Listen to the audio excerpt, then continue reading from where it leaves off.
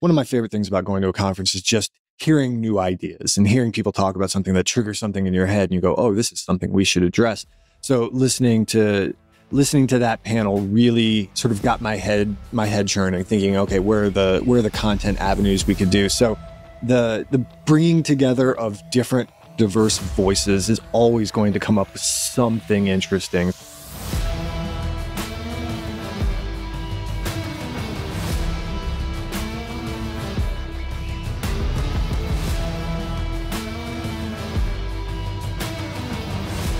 Welcome, everybody, to the People First podcast. Thanks for joining us. We hope we continue to bring you value within our podcast. And we got a special one this time around. Jay, we're going to do a little bit of a summit recap of the wonderful time that we spent at Cantera Resort in San Antonio. We always say we start out with, we want you to laugh, we want you to learn, we want you to be inspired, maybe a good cry during that summit. And it was just wonderful to have everybody together when we talked about a journey of personalization, connecting people, and using data for good. What a meaningful time spent. What'd you think, brother? I love the summit, if for no other reason, there are many, that I get to spend time with our clients. And I get to make sure that what we're building and what we're doing and our programming is having an impact. And I get to hear the stories of the people that are actually utilizing the platform and utilizing our services. And that, we, especially in the technology and on the product side, work in an office that we don't get to see the participants on a regular basis. Getting to hear those stories and getting to hear that people are excited for what we've got coming down the pike is really a breath of fresh air. It's really revitalizing to come back after that. And you just sort of, you feel really good about what you're doing, and hopefully all of our clients are really excited about what we've got coming, and they feel refreshed and renewed going back to their life where they're responsible for an awful lot of people. So connecting those dots really does kind of fill up my cup. And hearing different perspectives, right? From our friends in public and labor, from our white collar, blue collar, manufacturing. I mean, just being able to listen to folks on how we're doing, how we could be doing better, or even emphasizing, hey, have you guys thought about this? Then being able to share the roadmap, which we're going to get into, which is always one of our highest rated sessions, is your roadmap and how we're using data for good. That's always getting folks some great perspective. And one of the things I love about that is like, oh my gosh, they actually listened. And so when our think tanks that we have, that go out months before the summit even happens, is it like, oh my gosh, we are aligning with what we talked to them about. We're listening to them, and we're adding that to our roadmap, or we've actually developed it, and we actually get to show them, at the summit what we've done based on those think tanks and what we're doing and progressing forward. Maybe talk to me a little bit about that, as that continued listening session and what we're doing. How did you feel that went? What are the actual items that you got out of the summit from that area? Sure. The process at Navigate, and it's really been the process since I've been here almost 8 years, and since its founding, is to listen to our clients. And that's not an easy thing to do always. And it should be second nature to every business out there to listen to what your clients need. But sometimes you get lost in what you want to achieve as opposed to what your clients need you to do. And we've always had a really healthy balance of that. And so we spend all year long listening, all year, every year. We want our think tanks to provide feedback that are industry specific to what their needs are and what their participant needs are. We do our client surveys, we listen to participants, we analyze data, and we crunch numbers on a regular basis. And we do that because we want our programming to be successful, and we want our services and products that we roll out to do what we hope they can do. Because ultimately, we can all be successful if we build a good product. So when we go to Summit and we talk about the successes that we've seen and the new things that we've got coming up, it's really quite gratifying. I think on both sides, our clients get to hear that the feedback they've given us is something that we're listening to and we're putting into practice. And then maybe a year after that, they get to hear that feedback they gave us is actually working, because we get to, have a year of data, and then we get to present that to them and say, hey, by the way, all this stuff, these ideas that you had, and we put them all together into a product, that it's actually succeeding. So one of the key success metrics that we've measured for me is the success of our total health programs. A couple years ago, you and I have been talking for a long time about a personalized approach to well-being. And we were able to announce at Summit our year one results when it comes to engagement, which were significant, if I do say so myself. Our standard engagement for programs, book of business, 56% engagement, which is good. And that's based on how we measure engagement, not, every time someone clicks on an email, we're going to count you as an engaged user. It's that you're actually doing things in your program and in the platform. So when I look at our book of business at 56%, and then I go, okay, how do our total health personalized programs do? 74% engagement. That is a monster number. That's a 32% increase over our standard programming. Personalization works. And the case studies that we were able to provide to show that. And for me, that leads to the trust factor of listening, putting things practical into, and building that trust. If you're listening right now, feel free to go back into the archive of episodes and look at the one with Stephanie Johns from Prisma, who's one of our case studies for a total health program. Prisma Health has put their trust into us for a long time, and we are grateful for that, and also really responsive. We have a responsibility to protect their trust that they've put into us, which means that we've got to go on this journey of well-being together. And so they've been a part of the total health program. They've seen significant results, not just in engagement, but to one of their key pain points for years was getting people activated into all the benefits that they're offering, but people aren't taking advantage of. So we said, let's put all of those directly into the total health program. And we've been able to see with them an activation of those benefits in the range of somewhere in the 60% range. We can get them to the front door, knock on it for you, and then the next step is on to those solutions. But visibility and awareness of benefits have never been higher with this kind of program. And I know it kind of sounds like a sales pitch, but it works. I've got the data to show everybody that it actually does what we say it's going to do. I think that's one of the things about the summit. In prior years, it's laid the groundwork for us to listen, learn, and again, build that trusting relationship with our clients. And I think that's that trusting relationship which is missing in our industry. When we think about one of the things we talked about at the summit is building that, fostering a leadership mindset around gratitude and resiliency, and know that we're all interconnected. We need to be inspired. We need to be intentful around what we're doing, and we need to use our time wisely and build trust. That's kind of leadership quality around at Navigate that we all are learning every single day, and we're all kind of pushing toward getting better at that every single day. But looking at how all those things that we're doing collectively started in conversations. It started in listening, and it started on building a part of that. And that, to me, that's a key ingredient that makes Navigate different than everybody else. So talk to me about that. Or actually, let's talk to the audience about that, because we have these conversations on a regular basis about what leadership means to us and what we want the culture of Navigate to be. Talk to me, or talk to our audience about those conversations, because those are reflected in what we're doing for our clients and participants. Maybe you could tell the story of grit. Yeah, that was one thing that came out from this year was Troy, let's talk about leadership style. And we have many leaders at Navigate, and so I am just one leader at Navigate. But when we think about it, I never thought really I was in the position to say, here's my leadership philosophy or style. But perhaps that is my style let's just get things done. Let's listen and get things done. But the summit is really focused around gratitude. We're showing gratitude to the people that are in the trenches every single day.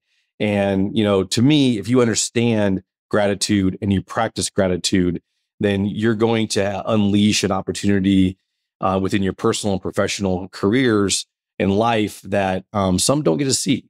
But we definitely practice gratitude by being thankful at the summit and really showing that thankfulness at the summit. We talk about resolve and resiliency. And when we think about all the things that we're going to need to do, especially within HR, we think about technology and all the different things and this evolving space of HR, we need to have resolve. We need to show resiliency because there's going to be obstacles. There's going to be setbacks, and we got to be able to, overcome those and that build that perseverance around pushing through these inevitable obstacles that are going to come in our life and in work and what we're doing. And then we think about, we got to be inspired in our work. We need to understand that we have a purpose in serving others.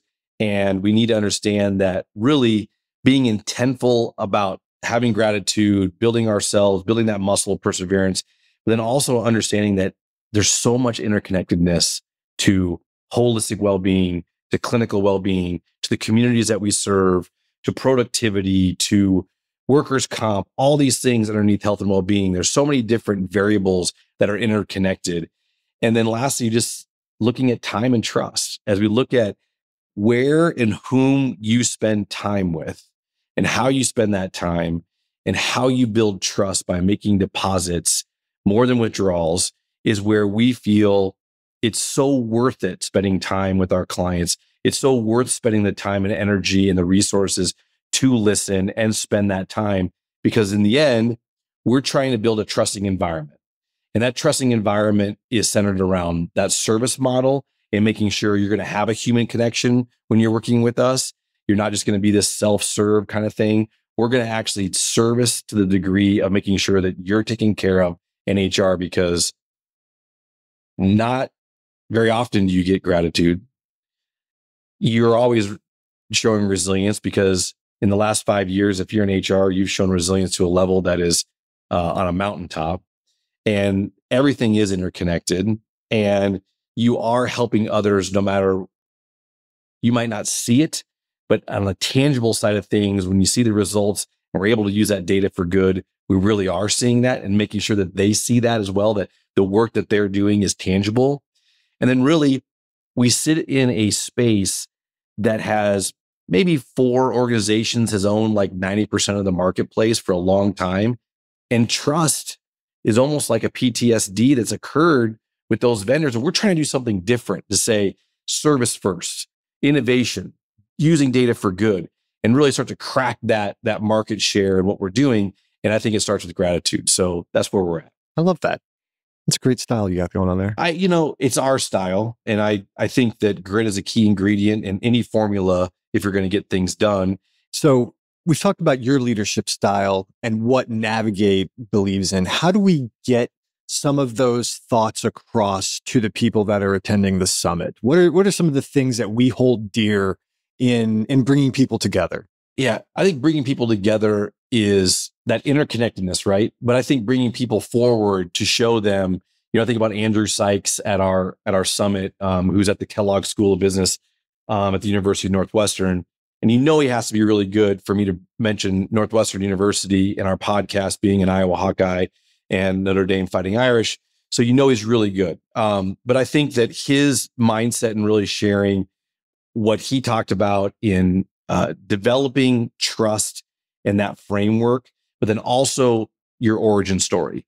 And the workshop that we did around your story and unleashing your origin story and how you can dream big, and how providing that those insights on enhancing your professional impact to your organization, that to me was invaluable. So us bringing people like that to the table and being able to show that inspiring opportunity for them to see what you do matters. That was fabulous for me. I love that. I had a great time listening to Andrew.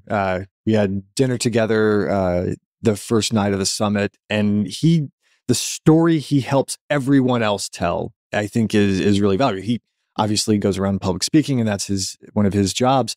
But he goes out there and enables a room full of people to help understand how they got to where they are, to find a little bit more purpose, to have gratitude in what their accomplishments have been and the road that's taken them to where they are, and how to gives a little insight into maybe next steps as well. So I thought it was a great exercise, and I loved seeing Becky Hall being our test case for that, and getting up and telling her story in front of everybody. I thought it was really, really sort of a great experience. You bookend that with Abby Stamp from the University of Iowa women's basketball program, who is sharing her experience on how sports, life, and leadership all intersect, and how they're preparing this innovative way of women leadership with those young players, not just for around sports, but for life. And you see the wave of attention, and you see the wave of what's happening in women's sports right now. I mean, they're preparing those young ladies for life. And I'm happy to say, like, the young ladies on that team are emblematic of what they've learned through those coaches in that cross section of sports and leadership all coming together, and how they're connecting all those dots. It's awesome. So Jay, one of the things we love doing is our panels. And having Kemen and J.E. Dunn and Austin ISD engage in showing, hey, we've been working with Navigate for several years, and then here's discussions on how we're enhancing their well-being program year over year. Maybe talk about how that kind of connects and elevating their well-being initiatives as we listen to them. Well, I think one of the key things about understanding well-being or healthcare in general or benefits is what other people are doing, right? You can't live in a vacuum without getting other people's ideas. So we invite, some of the best and brightest of the clients out there to come and talk to the entire room about what's been effective and what hasn't. I think it's a pretty open dialogue with a bunch of longtime professionals that understand the space and understand their participant needs, and just come and try to help out everybody else by talking about what's worked for them and what hasn't for the participants. So I think a key piece of understanding well-being programming or healthcare in general is just having frank dialogues about what's been successful. And maybe you can take a nugget or two away with you to put into action. Next year, if you come visit us, you can get lots of advice from some of our clients that are doing good things. I loved how Julie Devlin from UKG kind of connected the dots to what, hey, here's what folks are doing now. Here's what we're thinking about, the future. And let's dream big a little bit about HR and how some folks are taking some innovative approach when it comes to, diversity, inclusion, and equity, how we're combining that with more career well-being and that pillar, how mentoring and all those things are connecting.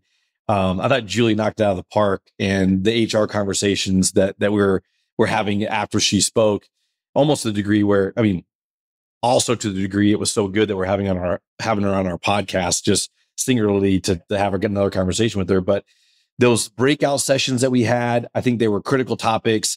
I almost look at those as like the toolbox that we can provide our members as they're listening to using data for good, how they're integrating certain things together when it comes to health and well-being, the umbrella of that connection of everything HR. Yeah.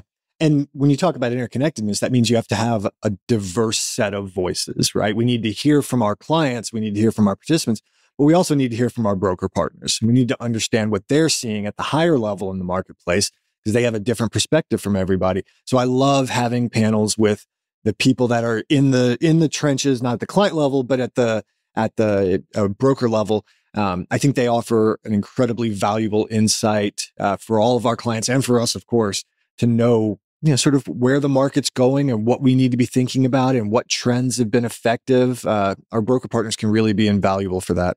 Trends was a huge, obviously, focus that we had there, data trends, but then also looking at, Steve Smith from the Star Conspiracy, I thought did a masterful job talking about that forward-thinking perspective of that multi-generational workforce.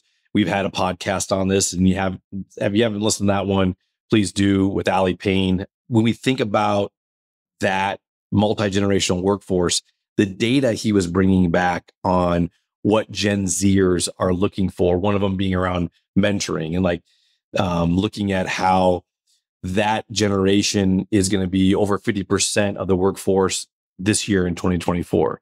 From a high level, I look at it and say, I've got to understand myself better so that I can be a better leader for this generation that has different sets of needs and wants. And they're at a different place than I am. Every one of us should take a little bit of time and saying, what can I give back to the people that are coming up after me? And we've got, large generation of people that have come up into the workplace in an environment of financial turmoil. We had the housing crisis come up. We've had fluctuations in the market. We've had job challenges. And so I think that we've got to be prepared to impart the kind of wisdom, knowledge, and really just acceptance of people with a different point of view and have come up differently. So first thing I do is look at myself. What can I do to do a better job? And my job is largely to help and mentor and guide. But when you look at programming and benefits, I think you've got to understand that there's not a one size fits all solution. We talk about having 5 generations in the workforce, and it's a constantly moving target. So we've got to understand that what works for one generation may not work for another. What works for one demographic of people may not work for another. And that ultimately, I think it's proving out that a personalized approach to benefits, healthcare, and well-being is going to be the best approach, because that allows us to meet every individual where they're at, whether they need help with physical activity or nutrition, tried and true tested stuff, or if they need to focus on work-life balance or mentorship or career advancement, or it's mental health and finding a peace of mind somewhere. All of those are valid ways to express well-being in healthcare. And so we need platforms, we need programs and services and benefits that support all those people. We also need communication and reminders and nudges and all that stuff that can meet someone where they need to be, and not just a one-size-fits-all solution. So when I listen to Steve talking to us about generational differences and understanding changing demographics, to me that goes, how can I do better to help out people who are going to be a little bit different than me and think and respond differently? I loved how that bridged the conversation to where we're focusing on women's health. We've really been focusing and championing women's health at Navigate for our own staff, but then also looking at how we are going to create even more opportunity on a personalized level when it comes to women's health within our platform, our content, and the initiatives that we had, and really seeing how the insights that Robin from Aon and Dawn from St. Luke's really shared with us on advocating for women's health in the professional setting. How can we do that? And then seeing what we have coming down the road when it comes to content and looking at how we're going to support women's health within the workforce. It was just like a nice 1-2 combination of that multi-generational and focusing on women's health. I thought that was one of the more encouraging, breakout sessions that we had and connect the dots there. I love that. I love the interconnectedness and the thought process of expanding what we're thinking about, right? One of my favorite things about going to a conference is just hearing new ideas and hearing people talk about something that triggers something in your head and you go, oh, this is something we should address. So listening to that panel really sort of got my head churning, thinking, okay, where are the content avenues we could do? So the bringing together of different diverse voices is always going to come up with something interesting. So I think that's really valuable. I know one of the things I took away from there is that when we're talking about women's health, too often we're thinking about the sort of default path, which tends to be childcare support, maternal health, and we kind of miss the outlier thing at higher ages when we talk about menopause. Exactly. And I there's a huge gap in both awareness and education and programming that I think we could support. So, you look back at what Steve was saying, and that we've got not just a whole new generation of young people coming in, but we've also got people that we need to support at the older age levels that maybe we've been missing something for a long time. So to me, it's hearing those conversations allows me to keep an open mind and sort of look at things in a new way. Speaking of looking at things in a new way, nice segue. Thank you. I appreciate that. We provided line of sight into our new UX, user experience. And it was fun to see the smiles across the face and everybody being viewing that as, it was kind of just fun to see people bounce and smile and be like, oh my gosh, they listened to us. Oh my gosh, look who's coming. Hey, there's some new things. Jay, tell us about being able to perhaps share something we've been working on for over 2 years now. It's really gratifying to be able to share and to have the reaction that we did, which was very positive. People are excited about it. So we wanted to tell the story, right? And that's a big part of what we're doing at our summit is telling stories and letting people know what our thought process is behind what we're doing. We're listening to you and putting that, into action. So a couple of years ago, we said, all right, it's time. We need to make sure that our user experience is up to the expectation of levels of our clients and our participants. And so we worked with a lovely firm out of Chicago called Redesign. And Redesign really helped us sort of foment our thought process around the redesign. They did a lot of education and research and data and analysis, interviews, just focus groups. Yeah. It was months and months of putting together the thought process, helping us turn our sort of jumbled ideas into a very concrete vision. And for the past year, our internal team has been working on taking that and putting it into a real working model for our new platform with a couple of very specific goals in mind. One, we wanted to make sure that our participants knew exactly what was expected of them and what they should be doing next. Those are the focuses we put on for our participant experience. Two, we wanted to elevate the experience. We wanted to make it a much more sophisticated experience. But at the same time, we wanted to make sure that our participants didn't come one day and go, I have no idea what's going on. Engagement's a challenging thing to get, and getting people active in your programming, we don't want to put roadblocks in place. So when our participants come, they're going to find a new experience and they're going to go, ooh, that's neat. I like how this looks. And two, what should I be doing next? They're going to see that loud and clear. Familiar, but yet a new design. Exactly. Fresh and yeah. And when they start getting into it, they're going to go, oh, this is familiar. I know exactly what the expectation is. Which is very important to us, and it's not a new platform. It's a new design. It's a new experience. And that definitely is continued discussion as we're putting that out there, communicating that. But I was jacked up on the supportiveness of everybody in the room, especially our broker community and everything, saying, the innovation that Navigate's bringing just in the UX design was positive. That's pat on the back. But it feels good, and I take that much credit for it, just a hair. We had a very good team of people working. I want to give a very special shout out to Erin Green, who's our lead user experience designer on the team, and she has been working diligently for months and months on turning ideas into actual working product, working platform. And then all of our development team who's been working behind the scenes to make this a reality, and to do it in a way that there aren't going to be any hiccups, there aren't going to be any bumps in the road, so that when a participant comes the next day, they just can do their thing, right? This rollout is not something anybody wants to worry about. Let us take care of that. And you come in and like, oh, this is a little different, but okay, I'm here. I get it. I know where you're at. And you know what? Communication is one of those things we continually learn from. And one thing we did learn from our surveys and our summit is getting our dates and our location out there sooner. And we are going to get that done here in the next 30 days. More people want to come. More people want to come to the summit and experience the summit, because we do call it, a summit, and it is an experience that we have with folks. And so we're going to get that information out there even more so, because we will be doing it again, and there'll be another great location, and we're looking forward to that. Troy, we've talked about all the educational stuff. We've talked about the inspirational stuff.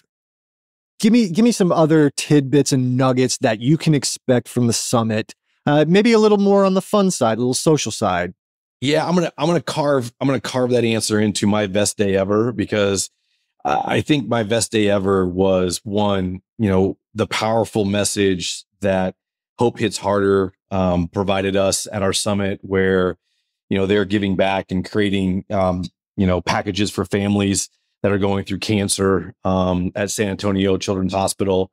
That message was very clear. It was wonderful, and to have and heartwarming, quite frankly, of the work that one person can do to help so many different families and how we were able to give back to that.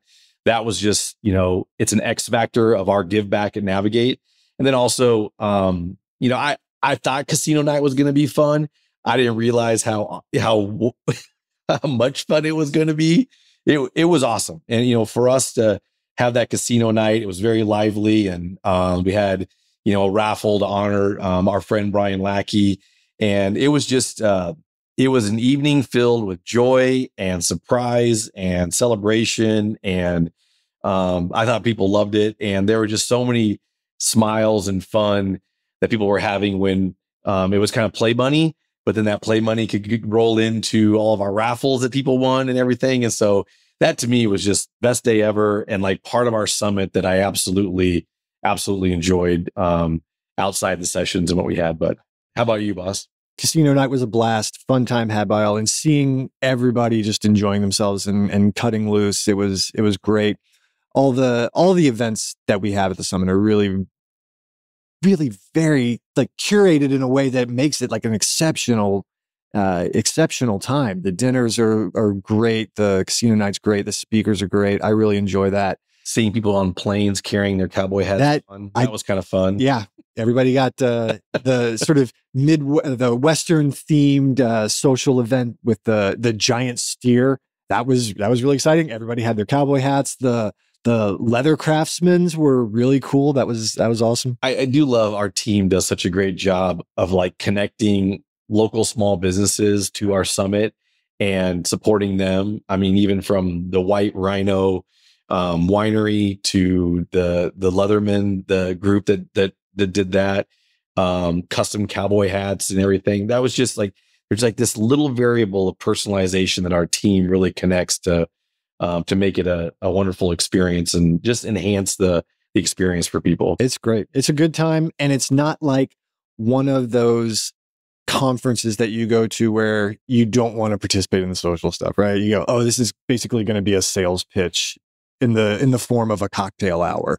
No, you've got a whole bunch of people who are like-minded, who are there to have, a really fun time and talk about whatever you want to talk about. And it's not, there's no pressure, there's no sales, there's no one telling you that you need to, hey, come in, yeah, let's have a meeting that, next week. When can we get it on the calendar? It's just a good time to catch up with colleagues and peers. So was that your best day ever? It is, but I also have another one. It's a smaller one. Right before we were coming in here, I was talking to our development team, and Dylan Davis, who's one of our lead developers, goes, "Oh, you're recording that? I listen to that every time a new episode comes out." Dylan, shout out. I'm giving Dylan a shout out. If you're listening to this, thank you for listening. And if anybody wants to tell me that they're doing it, it was delightful. It was the first person I've met that's like, yeah, I listen to every episode. And I'm sure there's other people out there. But if you want to drop me a note, it really kind of made my day. Yeah, we also want to give a shout out to Barb Barkley, who's helping us with our downloads. I know she loves listening to our podcast as well, and we'll have Jim back on one of these times. But really thank Barb and Dave Barkley for all those downloads. But folks, if you want to have an experience when it comes to connecting with wonderful industry leaders, an experience exploring the work that you're doing and the tangible result that you're doing, and just really develop some friendships along the pathway and have your voice heard.